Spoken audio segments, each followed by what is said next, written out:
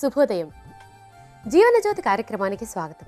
ఇవాళ మన కార్యక్రమంలో అతిదాహం సమస్య నివారణకు ఆయుర్వేదంలో ఉన్న పరిష్కార మార్గాలను డాక్టర్ గాయత్రీ దేవి గారిని అడిగి తెలుసుకుందాం. డాక్టర్ గారు నమస్తే అండి. నమస్కారం అమ్మా. ఇవాళ మన కార్యక్రమంలో అతిదాహం సమస్య నివారణకు ఆయుర్వేదంలో ఉన్న పరిష్కార మార్గాల గురించి మాట్లాడుకుందాం. కొంతమందికి వేయాల్సిన దానికంటే ఎక్కువగా దాహం వేసేస్తూ ఉంటుంది. అసలు ఈ అతిదాహం సమస్యకు కారణాలు ఏమిటో ముందుగా వివరిస్తారండి? ఈ అతిదాహం అని చెప్పడానికి ముందు ఏంటంటే దాహం వేయడానికి ఏంటి కారణం అని చూద్దాం. మనం మామూలుగా కూడా మనం మంచినీళ్ళు తాగుతూ ఉంటాం, దాహం అనిపిస్తుంది నీళ్ళు తాగుతూ ఉంటాం. ఏంటంటే మన శరీరంలో దాదాపుగా 60-70% నీరు ఉంటుంది. మొత్తం అన్ని అవయవాలలో, రక్తంలో అన్నింటిలో కలిపి ఒక 60-70% నీరే ఉంటుందన్నమాట. అందులో ముఖ్యంగా ఎక్కువ శాతం రక్తంలో ఉంటుంది. రక్తంలో ఎప్పుడైనా సరే నీరు కొంచెం తక్కువ అవుతూ ఉంటే వెంటనే మన శరీరంలో ఉన్నటువంటి హైపోథలామస్ అనేటువంటి గ్రంథి పనిచేసి మనకి నీళ్లు కావాలని ఒక ఫీలింగ్ రావాలి కదా, తాగాలనిపించడం అంటే లోపల చాలా మెకానిజం జరుగుతూ ఉంటుంది. అలాంటి ఫీలింగ్ ఒకటి, దాహం వేస్తుంది అనిపించేటువంటి ఒక భావం కలిగించి మన నీళ్ళు తాగేలాగా చేస్తూ ఉంటుంది లోపల ఉన్నటువంటి ఒక అవయవం. అంటే శరీరంలో ఎప్పుడు కూడా ఎంత నీరు ఉండాలో అంత నీరు మెయింటైన్ అవుతూ ఉండాలి. ఆ నీరు కొంచెం తగ్గగానే మనం తాగి మళ్ళీ నీళ్ళు అందిస్తూ ఉంటాం. కొంత నీరు మళ్ళీ బయటకు వెళ్ళిపోతుంటుంది, మళ్ళీ చేస్తూ ఉంటాం. అంటే నీరు బయటకు ఎలా పోతూ ఉంటుంది, కొంత మూత్రం ద్వారా పోతుంది, కొంత చెమట ద్వారా బయటకు పోతుంటుంది, కొంత మన శ్వాసలోంచి కూడా బయటకు వెళ్తుంటుంది అన్నమాట, నీరు ఆవిరైపోయి. తర్వాత కొంత నీరు మన లోపల మనం తీసుకున్నటువంటి ఆహారం జీర్ణం అవ్వడానికి దానికి ఖర్చు అవుతూ ఉంటుంది. ఆ ఎంత ఖర్చు అయిపోయిందో అంత మనం మళ్ళీ బ్యాలెన్స్ చేస్తూ ఉండాలి. అది దాహం అయ్యటానికి కారణం అన్నమాట. అయితే ఇంత కాకుండా మామూలుగా మనకి అందరికీ సహజంగా ఉండేంత కాకుండా కొంతమందికి బాగా ఎక్కువగా దాహం వేస్తూ ఉంటుంది. ఆ దాహం వేయటం అనేటువంటిది కొన్ని సందర్భాల్లో జరుగుతూ ఉంటుంది, కొన్ని జబ్బుల్లో జరుగుతూ ఉంటుంది. ఆ కొన్ని సందర్భాలు ఏమిటో మనం మాట్లాడుకుందాం. ఇప్పుడు మనం ఆహారం తీసుకున్నాం అనుకోండి, తీసుకున్నటువంటి ఆహారం కొంచెం నూనె ఎక్కువగా ఉన్నటువంటి పదార్థాలు ఎక్కువ కొంచెం ఏదో పకోడీలు, బజ్జీలు లాంటి ఎక్కువ నూనె ఉన్నటువంటివి, లేకపోతే కొంచెం గరం మసాలా వేసి చేసినటువంటి వెజిటబుల్ పులావులు అలాంటివి ఏమైనా తీసుకున్నారనుకోండి, లేకపోతే కొంచెం మాంసాహారం ఎక్కువగా తిన్నారు, అలాంటప్పుడు ఏమవుతుందంటే నీటి అవసరం పెరుగుతుంది. ఎందుకంటే అందులో ఉన్నటువంటి తైల భాగం వల్ల, నూనె భాగం వల్ల, అలాగే ఇటువంటి ఆహార పదార్థాలు జీర్ణం కావడానికి కూడా కొంత నీరు ఎక్కువ ఖర్చు అయిపోతూ ఉంటుంది మన శరీరంలో. అలా అయిపోతూ ఉండటం వల్ల మనకి బాగా ఎక్కువ దాహంగా అనిపిస్తుంటుంది, మళ్ళీ ఎక్కువ నీళ్ళు తాగాలి అనిపిస్తూ ఉంటుంది అన్నమాట. అలా కొన్ని ఆహార పదార్థాల వల్ల ఉండొచ్చు. అలాగే కొంచెం వ్యాయామం చేస్తున్నప్పుడు కూడా మన శరీరంలో ఉన్నటువంటి నీరు కొంత ఆవిరైపోతూ ఉంటుంది. అంటే కొంతమంది చెమట పట్టి వెళ్ళిపోతూ ఉంటుంది, లేకపోతే ఈ ఎక్సర్సైజ్కి కావాల్సినటువంటి శక్తి కోసం అని చెప్పి కొంత నీరు ఖర్చు అయిపోతూ ఉంటుంది. లేదా కొంచెం ఎండ ఎక్కువగా ఉన్నట్టయితే కనుక చెమట ఇంకాస్త ఎక్కువ పట్టినా సరే మనకి దాహంగా అనిపించి మళ్ళీ నీళ్ళు తాగుతూ ఉంటాం. అలాగే ఇంకా ఏంటంటే కొన్ని మందులు వేసుకున్నప్పుడు ఆ మందుల ప్రభావం వల్ల కూడా మనకి కొంచెం ఎక్కువ దాహం కలగటం అనేది కనిపిస్తూ ఉంటుంది. ఎండ వేడి ఎక్కువగా ఉన్నప్పుడు కూడా తొందరగా నీరు ఎగిరిపోతూ ఉంటుంది కనుక లోపల నుంచి అతి దాహంగా అనిపిస్తూ ఉంటుంది. ఇలాంటివి మామూలుగా కొంచెం అంటే పెద్ద జబ్బులాగా అనిపించకుండా కొన్ని కండిషన్లో ఆహారం వల్ల కానీ బయట వాతావరణం వల్ల కానీ వస్తూ ఉంటుంది, అతి దాహం అనేది కనిపిస్తూ ఉంటుంది. అయితే ఇంకొకటి ఏంటంటే డయాబెటీస్ ఇన్సిపిడస్ అంట, ఒక రకమైనటువంటి మధుమేహం లాంటిది. అంటే మధుమేహం అని చెప్పలేము, డయాబెటీస్లో ఒక వెరైటీ అనమాట. ఈ డయాబెటీస్ ఇన్సిపిడస్ అనే దాంట్లో ఏంటంటే మనకి వాసోప్రెసిన్ అనేటువంటి ఒక హార్మోన్ లోపిస్తుంది శరీరంలో. వాసోప్రెసిన్ అనేటువంటి హార్మోన్ నార్మల్గా ఉంటే ఏం చేస్తుందంటే మన శరీరంలోంచి నీరు ఎక్కువగా మూత్రంలోంచి వెళ్ళిపోకుండా వెనక్కి తీసుకొస్తూ ఉంటుంది. మూత్రం దాకా వెళ్ళిన తర్వాత ఏంటంటే ఫిల్టర్ అయిపోయి అక్కలేని నీరు వెళ్ళిపోయి కొంత ఉండిపోతూ ఉంటుంది. ఈ వాసోప్రెసిన్ అనేటువంటి హార్మోన్ కొంచెం లోపించినట్టయితే అక్కడ ఆగకుండా ఎక్కువ నీరు బయటకు వెళ్ళిపోతుంటుంది, మనకి లోపలికి రాదు, మళ్ళీ కొంత నీరు లోపలికి రాకుండా వెళ్ళిపోతుంటుంది. అలా అందులో ఏంటంటే మొత్తం అతిమూత్రమే, ఎక్కువసార్లు బాత్రూమ్కి వెళ్తూ ఉండాల్సి వస్తుంది. అలా నీరు చాలా ఎక్కువగా పోతూ ఉండడం వల్ల ఈ అతిదాహం అనేది ఒక జబ్బులాగా ఈ డయాబెటీస్ అనే ప్రాబ్లంలో ఉంటుంటుంది అనమాట. అది ఒకటే మెయిన్గా మనం జబ్బుగా చెప్పుకోవాల్సినటువంటిది. అది కాకుండా ఇంకా కొన్ని జబ్బుల్లో కూడా నీటి అవసరం కాస్త ఎక్కువగా కనిపిస్తూ ఉంటుంది. కొన్ని కిడ్నీ జబ్బుల్లో వాటిలో కూడా కాస్త దాహం ఎక్కువగా ఉంటుంది అనమాట. అయితే బేసిక్ అతిదాహాన్ని జబ్బుగా చెప్పుకోవడానికి ఈ డయాబెటీస్ ఇన్సిపిడస్ అనేటువంటి ఒక రకమైన జబ్బు మాత్రమే జబ్బులాగా, మిగతా అన్ని చోట్ల కూడా అది కొన్ని జబ్బుల లక్షణంగా కానీ, లేకపోతే మనం తీసుకునే ఆహార విహారాల వల్ల కానీ అతిదాహం అనేటువంటిది కనిపిస్తూ ఉంటుంది. డాక్టర్ గారు, మరి ఈ అతిదాహం సమస్యని దూరం చేసుకోవడానికి కొన్ని సూచనలు చేస్తారండి? ఈ అతిదాహం అనేటువంటి సమస్య ఇందాక మనం చెప్పుకున్నటువంటి ఈ జబ్బు మూలంగా అంటే డయాబెటీస్ ఇన్సిపిడస్ మూలంగా కనుక ఉన్నట్టయితే ఆ వ్యాధికి మనం చెప్పేటువంటి ఔషధాలు కొన్ని అప్పుడు మనం చేయబోతున్నటువంటి ఔషధం లాంటిది ఔషధమే వాడుకోవాలి. మామూలుగా కేవలం నీరు అవి తీసుకుంటే సరిపోదనమాట. ఎంత నీరు తీసుకున్నా మళ్ళీ వాళ్ళకి బాత్రూమ్కి వెళ్ళాల్సి వస్తూ ఉంటుంది కనుక కేవలం నీరు తీసుకోవడం అనేటువంటి దాని ద్వారా ఆ సమస్య పరిష్కారం అవ్వదు, మందులు వాడాల్సి వస్తుంది. అయితే ఈ జబ్బు వల్ల కాకుండా వట్టిగా కూడా దాహం ఎక్కువగా ఉన్నటువంటి వాళ్ళకి కొన్ని కొన్ని సూచనలు పాటిస్తే ఈ సమస్య లేకుండా ఉంటుంది అనమాట. ఒకటి, తీసుకునేటువంటి ఆహారంలో కారం కానీ మసాలా కానీ నూనె కానీ ఉన్నట్టయితే వాటిని బాగా తగ్గించేసుకొని పుల్లటి పదార్థాలు ఎక్కువగా తీసుకుంటూ ఉండాలి. పులుపు రుచి ఉన్నటువంటి చింతపండు, టమాటో, పుల్లటి పళ్ళు ఇలాంటివి కనుక ఆహారంలో ఎక్కువగా తీసుకుంటూ ఉన్నట్టయితే కనుక ఈ అతిదాహం అసలు బాధించకుండా ఉండడానికి బాగా తోడ్పడుతుంది. అంటే ఇతర జబ్బుల వల్ల అతిదాహం బాధిస్తున్నా కూడా ఈ ఆహార సూచనలు పాటించవచ్చు. జబ్బు లేకుండా ఒట్టిగా అతిదాహం ఎప్పుడూ విపరీతంగా దాహం వేస్తూనే ఉంటుందని బాధపడుతున్నట్టయితే కనుక ఈ సూచనలు తప్పకుండా వాళ్ళకి తోడ్పడతాయి అన్నమాట. ఇంకా ఈ ఆహారం కాకుండా ఏంటంటే ఇలాంటి అతిదాహం సమస్య ఉన్నటువంటి వాళ్ళు అతిగా వ్యాయామం చేయకూడదు. ఎక్కువగా వ్యాయామం చేయడం వల్ల కూడా ఈ సమస్య ఎక్కువ అవుతుంది కనుక ఎక్కువ వ్యాయామం చేయకుండా చాలా పరిమితంగా వ్యాయామం చేయడం, లేకపోతే వ్యాయామం చేసేటప్పుడు చుట్టుపక్కల వాతావరణం కాస్త చల్లగా ఉండేలాగా చూసుకోవటం, ఇలాంటి కొన్ని కొన్ని మార్పులు చేసుకున్నట్టయితే కనుక జబ్బు లేకుండా ఒట్టిగా వచ్చేటువంటి అతిదాహం అదుపులోకి వచ్చేస్తుంది. ఆ తర్వాత ఇంకా అతిదాహం ఉన్న వాళ్ళు ఏంటంటే నీళ్లు కాస్త పదే పదే తాగడమే కాకుండా ఆ తాగేటువంటి నీళ్ళల్లో కొంచెం నిమ్మరసం, కొద్దిగా ఉప్పు కానీ పంచదార కానీ కలుపుకొని తాగుతూ ఉన్నట్టయితే కనుక రక్తంలో ఉండాల్సినటువంటి ఇతర ఖనిజ లవణాల బ్యాలెన్స్ కూడా మెయింటైన్ అయ్యి అతిదాహం అనేటువంటిది ఎక్కువగా బాధించకుండా ఉండడానికి అవకాశం ఉంటుంది. డాక్టర్ గారు, అతిదాహం సమస్య నివారణకు ఉపకరించే ఆయుర్వేద ఔషధం ఏ విధంగా తయారు చేసుకోవాలో వివరిస్తారా అండి?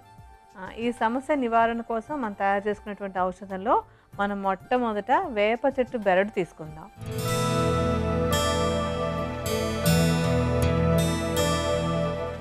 ఈ వేప బెరడు అనే దానికి ఉన్నటువంటి చేదు గుణం వల్ల శరీరంలోంచి నీరు ఎక్కువ బయటికి పోకుండా ఉండేలాగా చూసేటువంటి గుణం ఉంటుంది. అలాగే ఇది మిగతా దోషాలన్నింటినీ అంటే కొంచెం ఇలాంటి అతిదాహం అది ఉన్నప్పుడు ఏంటంటే కొంచెం పిత్త దోషం కూడా ఎక్కువ అవుతూ ఉంటుంది.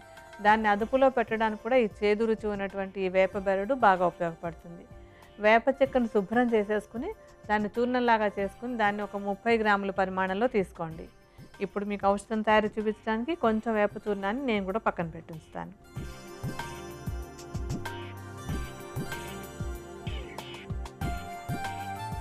ఆ తర్వాత మనం తీసుకోవాల్సినటువంటిది ఏంటంటే ధనియాలు.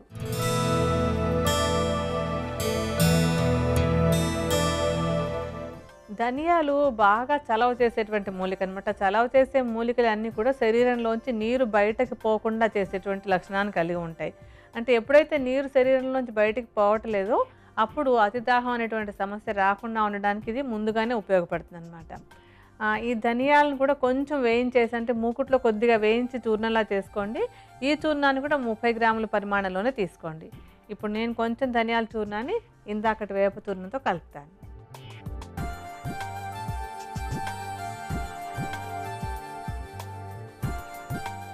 ఆ తర్వాత మూలిక గుడూచి.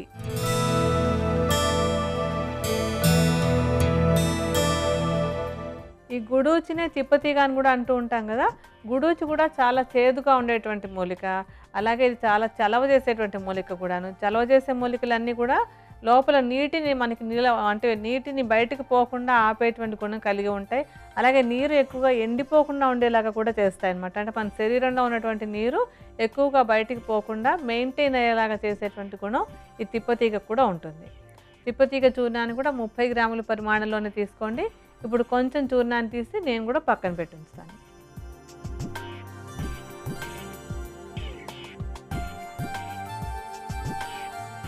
ఆ తర్వాత మనం ఉసిరి తీసుకుందాం.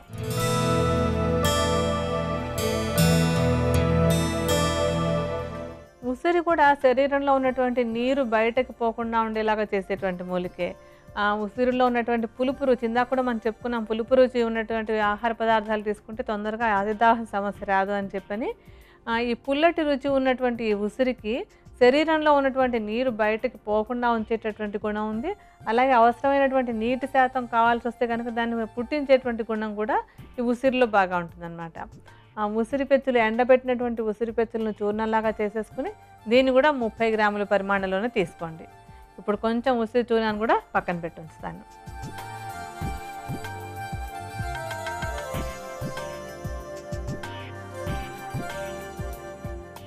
తర్వాత కావాల్సినటువంటి ద్రవ్యం కిస్మిస్.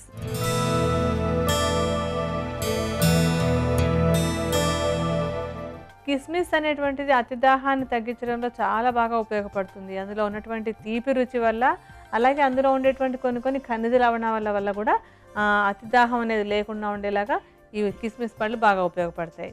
వీటిని మెల్లగా కొంచెం మిక్సీలో తిప్పి, చూర్ణంలాగా అయిపోదు కానీ కొంచెం మెత్తగా అయ్యేలాగా మిక్సీలో తిప్పేసి దాన్ని వాడుకోండి. ఇది కూడా 30 గ్రాముల పరిమాణంలోనే తీసుకోండి. ఇప్పుడు మీకు చూపించడం కోసం నేను కొంచెం కిస్మిస్ పళ్ళు మిగతా వాటిలో కలుపుతాను.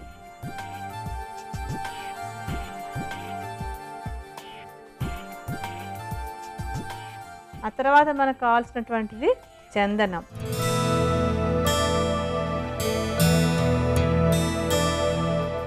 చందనం చలవ చేస్తుందని నేను చెప్తే కనుక అది పెద్ద జోక్లా ఉంటుంది. అందరికీ తెలిసినటువంటి విషయమే కదా, దీని గురించి మళ్ళీ చెప్పడం ఏమిటని. ఈ చందనం బాగా చలవ చేసేటువంటి మూలిక. పైకి పూతకే కాకుండా కడుపులో కూడా హాయిగా తీసుకోవచ్చు దీన్ని. దీన్ని కడుపులోకి తీసుకున్నప్పుడు కూడా అతిదాహం అనేటువంటి సమస్య లేకుండా ఇది బాగా తోడ్పడుతుంటుంది. ఈ చందనం చూర్ణాన్ని కూడా 30 గ్రాముల పరిమాణంలోనే తీసుకొని మిగతా వాటితో కలుపుకోండి. నేను కూడా కొంచెం వీటితో కలుపుతాను ఇప్పుడు.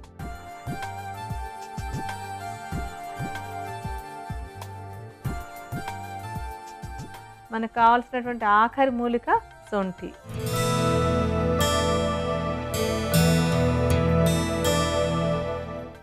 సొంఠి కూడా దాహాన్ని తగ్గించేటువంటి గుణం, అంటే జ్వరాన్ని దాహాన్ని తగ్గించేటువంటి గుణం కూడా దీనికి ఎక్కువగా ఉంది. ఇది కూడా శరీరంలో ఉన్నటువంటి నీరు బయటకు పోకుండా ఆపేటువంటి గుణం కలిగినటువంటి మూలిక. సొంఠిని కొంచెం మూకుట్లో వేయించేసి చూర్ణంలా చేసేసుకోండి. దీన్ని కూడా మిగతా వాటితోటే సమంగానే, అంటే ఒక 30 గ్రాముల పరిమాణంలోనే తీసుకోవాలి. ఇప్పుడు కొంచెం సొంఠి చూర్ణాన్ని మిగతా చూర్ణాలతో కలిపానంటే మనకు కావాల్సినటువంటి ద్రవ్యాలన్నీ రెడీ అయిపోతాయి.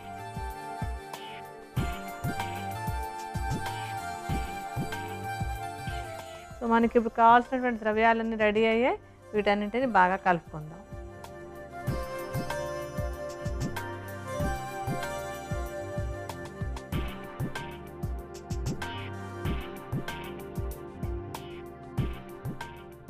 ఈ చూర్ణాలన్నింటిని ఇలా బాగా కలిపేసి ఒక గాజు సీసాలో పోసుంచుకోండి. దీన్ని వాడుకోవడం ఎలాగంటే, ఈ అతిదాహం సమస్య ఉన్నటువంటి వాళ్ళు ఉదయం ఒకసారి, సాయంత్రం ఒకసారి ఈ చెంచాడు చూర్ణాన్ని, ఒక చెంచాడు అంటే ఇంత పెద్ద చెంచాడు తీసుకోండి. ఇంత చెంచాడు చూర్ణాన్ని తీసుకుని ఒక కప్పు నీళ్ళలో దాన్ని బాగా మరిగించి కషాయంలాగా కాచుకుని, అలాగా ఎప్పటికప్పుడు కాచుకుంటూ ఉదయం ఒకసారి, సాయంత్రం ఒకసారి గోరువెచ్చగా ఉండగానే తాగుతూ ఉన్నట్టయితే కనుక ఈ అతిదాహం అనేటువంటి సమస్య అదుపులోకి వస్తుంది. అతిదాహం సమస్య నివారణకు ఉపకరించే ఆయుర్వేద ఔషధం తయారీ విధానం మరొక్కసారి చూద్దాం. వేప చెక్క చూర్ణం 30 గ్రాములు, ధనియాల చూర్ణం 30 గ్రాములు, గుడూచి చూర్ణం 30 గ్రాములు, ఉసిరి చూర్ణం 30 గ్రాములు, ఎండు ద్రాక్ష చూర్ణం 30 గ్రాములు, చందనం చూర్ణం 30 గ్రాములు, సొంఠి చూర్ణం 30 గ్రాములు చొప్పున తీసుకుని వీటన్నిటినీ బాగా కలుపుకొని భద్రపరచుకోవాలి. ఉపయోగించుకోవడానికి చెంచాడు చూర్ణాన్ని ఒక కప్పు నీటిలో వేసి బాగా మరిగించి ఉదయం సాయంత్రం తీసుకోవాలి. అతిదాహం సమస్య నివారణకు ఉపకరించే ఆయుర్వేద ఔషధం తయారీ విధానం, దానిని ఉపయోగించే విధానం కూడా తెలుసుకున్నాం కదా. మరిప్పుడు గౌటు వ్యాధి తీవ్రత తగ్గేందుకు చక్కటి గృహౌషధం అడిగి తెలుసుకుందాం.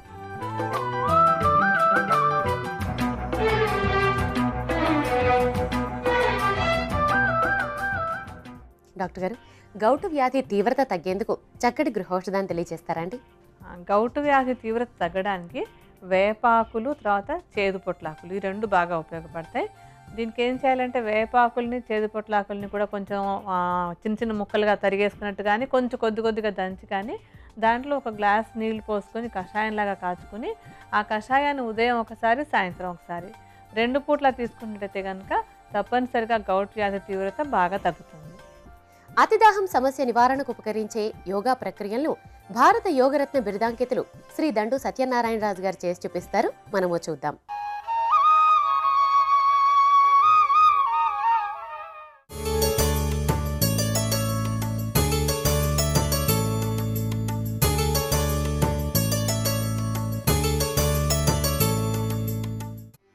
శీతలీ ప్రాణాయామం, చకోరాసనం సాధన చేయటం ద్వారా అతిదాహం సమస్యను నివారించుకోవచ్చు. శీతలీ ప్రాణాయామం.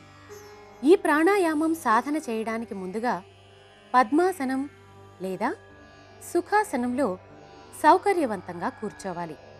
తర్వాత 2 దవడలను సరిచేసి నాలుకను దొప్పలా మార్చి 2 పెదాల మధ్య గుండా బయటకు ఉంచి తద్వారా శ్వాస లోనికి పీల్చుకొని ఇప్పుడు పెదాలు మూసి ముక్కు ద్వారా శ్వాస బయటకు వదలాలి.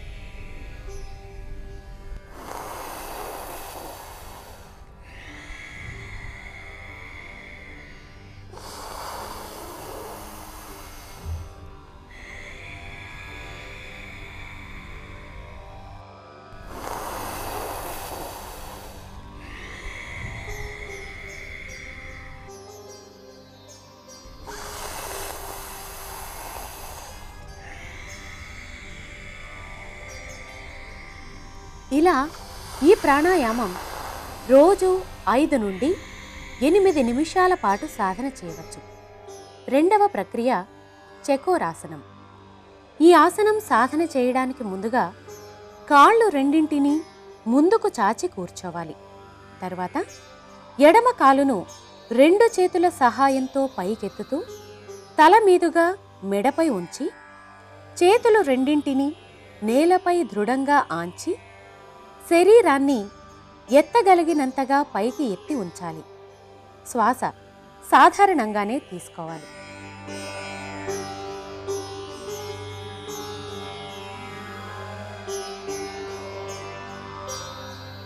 ఇలా ఈ భంగిమలో ఉండగలిగినంత సమయం ఉండి తిరిగి యథాస్థానానికి రావాలి.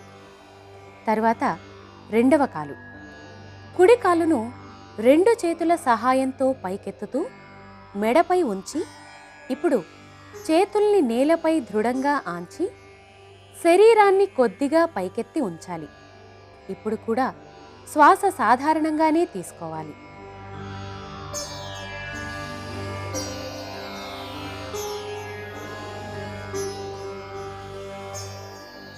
ఇలా ఈ ఆసనం రోజు 2 కాళ్లతో 4 నుండి 6 సార్లు సాధన చేయవచ్చు.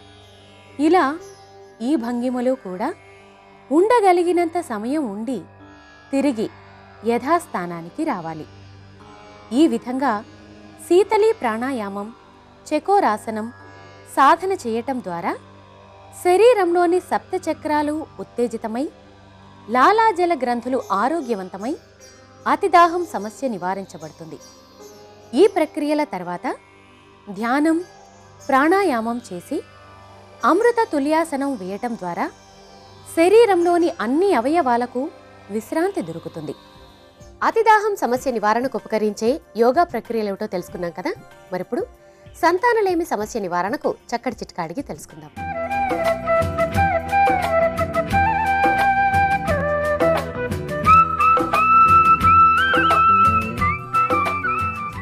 డాక్టర్ గారు, సంతానలేమి సమస్య నివారణకు చక్కటి చిట్కాని తెలియజేస్తారండి? ఆ సంతానలేమి సమస్యకి విదారికంద బాగా సహాయపడుతుంది. విదారికంద చూర్ణాన్ని కొంచెం పాలు తర్వాత తేనె అందులో కలిపేసుకుని, అంటే 1 కప్పు పాలల్లో 1 చెంచాడు విదారికంద చూర్ణాన్ని 1 చెంచా తేనెని కలుపుకొని ప్రతిరోజు తీసుకుంటున్నట్టయితే కనుక ఈ సంతానలేమి సమస్య తగ్గి సంతానం కలగడానికి బాగా సహాయపడుతుంది. చూశారు కదా, సంతానలేమి సమస్య నివారణకు విదారికంద, తేనె, పాలు ఎంత బాగా ఉపకరిస్తాయో. ఇది ఇవాల్టి మా జీవనజ్యోతి కార్యక్రమం. ఇవాల్టి కార్యక్రమంలో అతిదాహం సమస్య నివారణకు ఆయుర్వేద యోగా శాస్త్రాల్లో ఉన్న పరిష్కార మార్గాలతో పాటు చక్కటి గృహౌషధం చిట్కా కూడా తెలుసుకున్నాం కదా. తిరిగి మరొక ఎపిసోడ్లో మరొక జీవన సమస్య, దాని పరిష్కారంతో మీ ముందుంటాం. అంతవరకు సెలవు. నమస్కారం. నమస్కారం.